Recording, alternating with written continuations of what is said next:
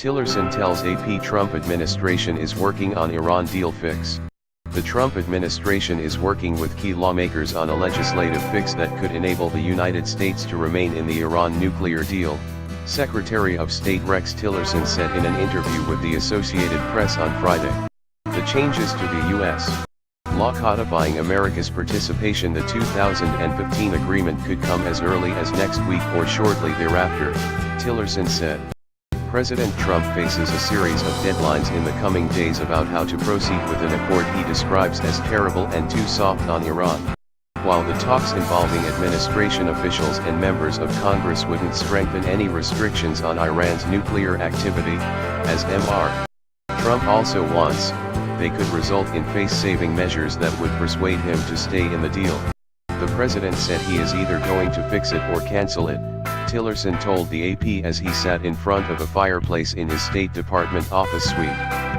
We are in the process of trying to deliver on the promise he made to fix it. In a wide-ranging interview, Tillerson also chastised the European Union for failing to voice support for protesters in Iran.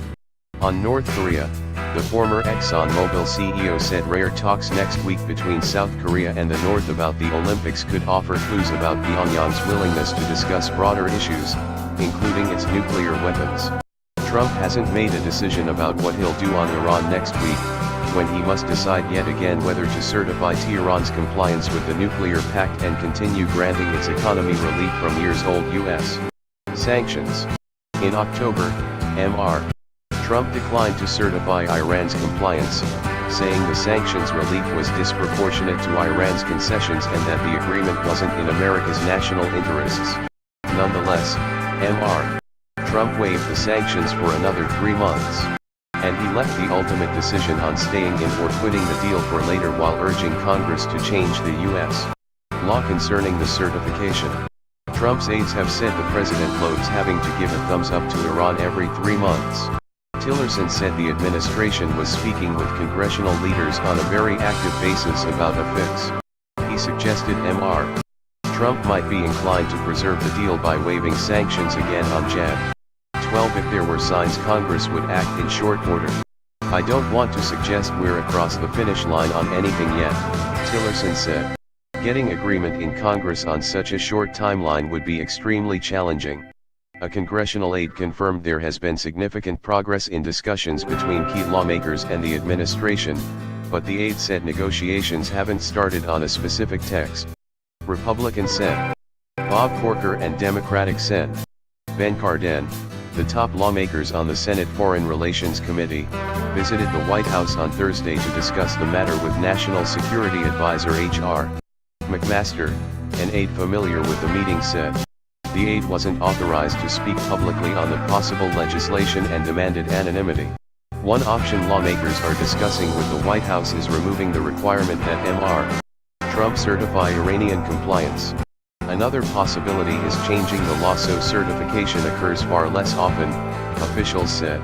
Any changes would have to get significant support among Republicans, including many die-hard opponents of the nuclear deal, and some Democrats who largely support it.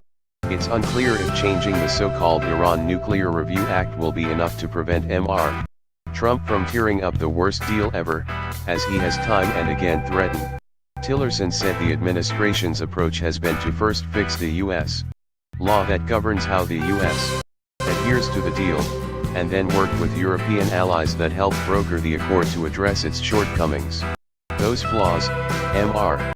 Trump says, include the fact that key nuclear restrictions on Iran expire after several years, and the lack of restrictions on Iran's ballistic missile testing. Trump's next Iran deadlines come as his administration is showing support for protesters in Iran demonstrating against government mismanagement, economic problems, and corruption. Some individual European countries have joined the U.S. in backing the protesters, but Tillerson lamented a lack of similar support from the 28-nation EU. We're a bit disappointed that the European Union has not taken a more definitive stance in supporting those voices in the country that are calling for reform, he said. Tillerson also was cautious about next week's inter-Korean talks, the first such meeting in 2 years. He said the meeting could be a platform for the North to indicate interest in talks with the U.S. Although next month's Winter Olympics in South Korea are the only item on the agenda, he said North Korea might raise other matters, including its nuclear weapons. Is this the beginning of something? I think it's premature, he said. We'll see if the North Koreans come with more than just wanting to talk about the Olympics. Tillerson, who sat in on Mr. Trump's Thursday phone call with South Korea's president, called the Korea's meeting a sign that the U.S.-led campaign to isolate North Korea is working.